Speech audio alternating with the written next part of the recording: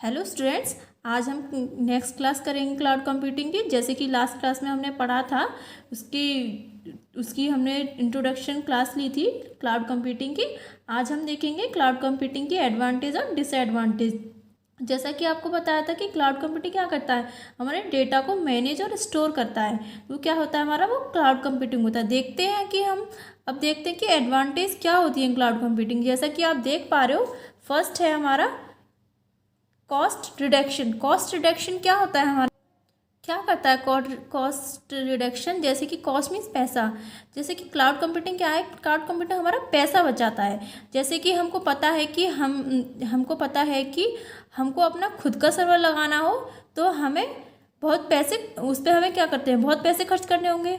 जैसे कि क्लाउड ये है हमारा कॉस्ट रिडक्शन है। तो कॉस्ट रिडक्शन में हमें अपना खुद का सर्वर लगाना है तो हमको तो बहुत ज़्यादा पे करना पड़ेगा। तो हम क्या करते हैं कि पैसे बचाने के लिए हमें क्या करते हैं कि क्लाउड कंप्यूटिंग में क्यों होते हैं, जैसे कि हम करेंगे तो हमें क्या है, उस पर उसके जो सोर्स होंगे, बहुत सारे सोर्स यूज़ करने पड़ते हैं क्लाउड कंप्यूटिंग पे।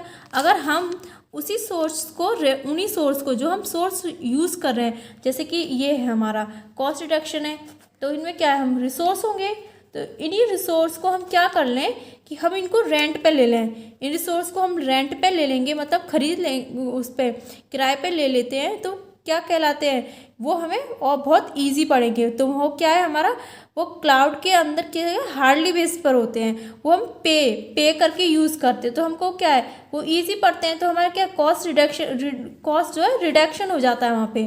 तो क्या हमारा हो गया ये कॉस्ट रिडक्शन। अब सेकंड देखते हैं हम सिक्योरिटी। सिक्योरिटी तो आपको पता है, सिक्योरिटी तो बहुत इंपॉर्टेंट है हमारे लिए। जैसे कि हमें पासवर्ड लगाना है, ये जैसे कि क्लाउड कंप्यूटिंग है। तो क्लाउड कंप्यूटिंग क्या है, एज अ थर्ड पार्टी तो ही हमारा काम करता है कि हम खुद का तो यूज़ नहीं करते हैं क्लाउड कंप्यूटिंग, तो हम खुद तीसरे से ले रहे हैं ना, दूसरे से। तो क्या है, एज अ थर्ड पार्टी तो सिक्योरिटी बहुत मैटर करती है इसमें।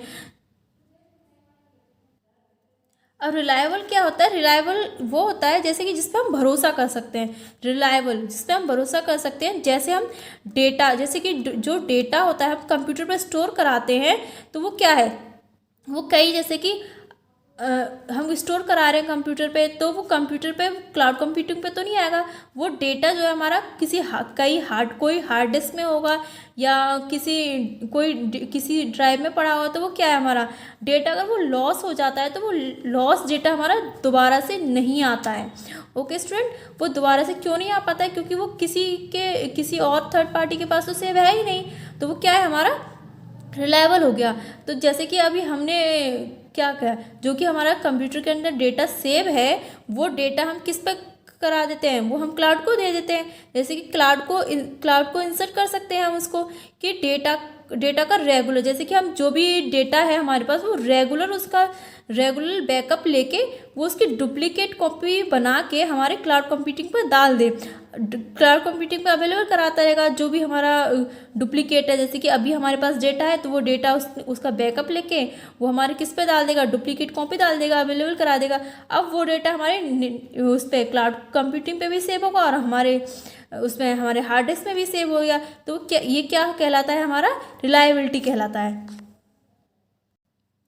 अब फिफ्थ हो गया हमारा, कौन सा है, डिवाइस इंडिपेंडेंट। अब ये क्या होता है कि डिवाइस पे डिपेंड रहता है हमारा पूरा।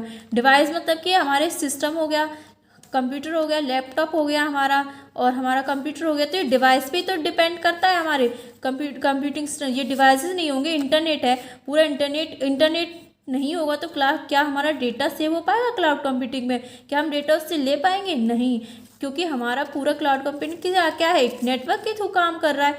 अब इसकी हम देख लेते हैं डिसएडवांटेज देखिए क्या होती है। अब जैसे कि नेटवर्क कनेक्शन। अब नेटवर्क है तो हम सिक्योर तो नहीं है। नेटवर्क है तो हमारा डेटा कोई ना कोई देख रहा है, एज अ थर्ड पार्टी। सबके पास हमारा अवेलेबल होता है। जहाँ पे नेटवर्क होता है वहाँ पे कुछ भी सिक्योर नहीं रह पाता है। सेकंड देखते हैं lock of support. Lock of support क्या होता है, ये हमारा क्लाउड कंप्यूटिंग ये कुछ जैसे कि क्लाउड प्रोवाइडिंग कंपनी होती है, जो कि हमारा क्लाउड, जैसे कि ये क्लाउड कंप्यूटिंग है, तो क्लाउड कंप्यूटिंग किसी ने तो प्रोवाइड कराया होगा, कोई एक कंपनी है, कोई कंपनी होती है जैसे कि वो हमारे क्लाउड कंप्यूटिंग को प्रोवाइड करा रही है। एक कंपनी नहीं है, ये आपकी कई कंपनियां होती हैं जो कि आपको क्लाउड कंप्यूटिंग डेटा को आपको प्रोवाइड कराती हैं। जैसे कि क्लाउड कंप्यूटिंग से दूसरी कंपनी से स्विच करना है हमें, एक कोई क्लाउड कंप्यूटिंग है, एक कंपनी है, जैसे कि एक कंपनी है, उससे हम दूसरी क्लाउड कंप्यूटिंग बी पे जाना चाहते हैं, तो हम बी पे इजीली नहीं जा सकते हैं। जैसे कि हमारा ये क्लाउड कंप्यूटिंग ए कंपनी है, तो हम इस बी कंपनी पे जाना चाहेंगे, तो हम क्या है, इस पे इजीली तो यहाँ से यहाँ नहीं जा सकते हैं। अब इसके कुछ रूल्स एंड रेगुलेशंस होते हैं, वो फॉलो करने हैं, फिर जाके हम इस पे बी कंपनी पर जाते हैं। जैसे कि अभी हम एग्जाम्पल देख लेते हैं। अभी हम क्या देखते हैं कि हमारे पास कोई वो है, सिम है, अभी आइडिया की सिम है, वो मुझे पोर्ट करानी है जियो की, तो क्या है, कुछ वो तो होंगे, इसके कुछ रूल्स होंगे, कुछ चीज़ें होंगी जो कि मुझे डायरेक्टली तो मैंने नहीं है, तो उस प्रोसेस को कर, जैसे कि मैंने अभी लिया तो उसको 6 मंथ या कुछ 3 मंथ लगेंगे उसको पोर्ट करा, मतलब कि उसकी पूरी कंप्लीट होने में, जब जाके मेरी पोर्ट होगी।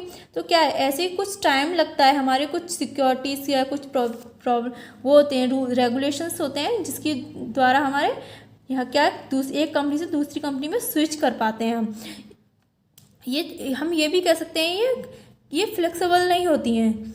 ओके, जैसे कि हमारे पास क्या है, कंट्रोल करने के लिए हम क्या करते हैं, कंट्रोल के लिए कुछ लिमिटेशन होती हैं, कंट्रोलिंग के लिए लिमिटेशन होती हैं, हम कंपनी के द्वारा ही उसे मैनेज कर पाते हैं। अब हम इसका देखते हैं क्लाउड कंप्यूटिंग का आर्किटेक्चर। ये बहुत इंपॉर्टेंट है, एग्जाम में 5 मार्क्स का ज़रूर आएगा।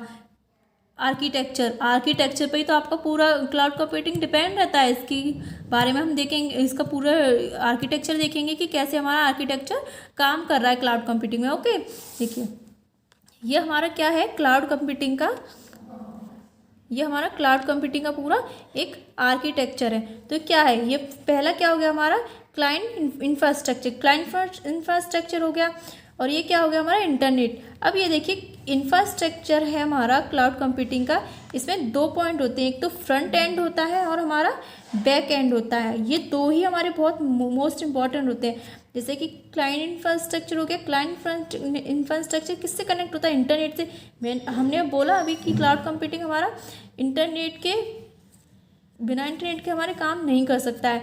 अब इंटरनेट है, इंटरनेट की कुछ एप्लीकेशंस होंगी। अब एप्लीकेशंस क्या होती हैं, एप्लीकेशंस हमारे जैसे कि कुछ फॉर्म फिल कर रहे हैं, तो वो एप्लीकेशन है ना, किसी को हम अप्लाई कर रहे हैं, किसी के लिए अप्लाई कर रहे हैं, तो वो क्या होगी, हमारी एप्लीकेशंस हो गई।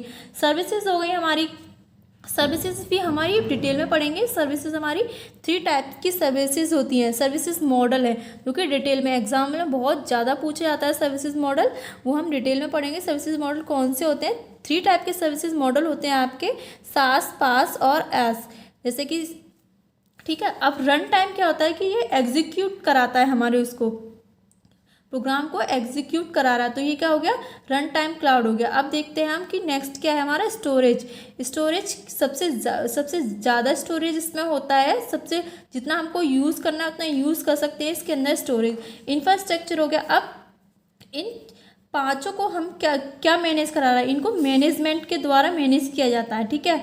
अब मैनेज भी करना इनको बहुत ज़रूरी है, सारे 5 एप्लीकेशंस को इनको मैनेज करना भी अलग अलग तरीके से मैनेज करना है इनको।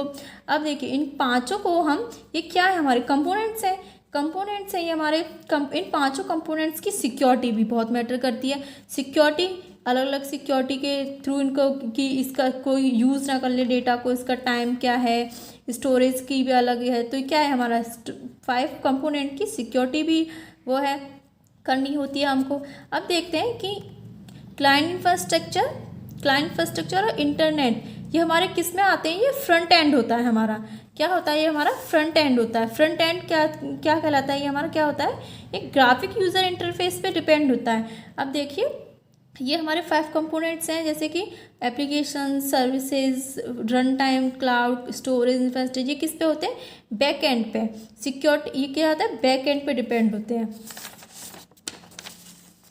अब जैसे कि आर्किटेक्चर आपका क्या है, 2 टाइप के हैं आर्किटेक्चर, एक तो फ्रंट एंड हो गया आपका और बैक एंड हो गया। फ्रंट एंड क्या होता है, यूज़र इंटरफेस फॉर क्लाइंट पे डिपेंड होता है ये। और ये क्या है, बैक एंड क्या है, क्लाउड प्रोवाइड, ये हमें क्या क्या प्रोवाइड कराता है, क्लाउड को प्रोवाइड कराता है।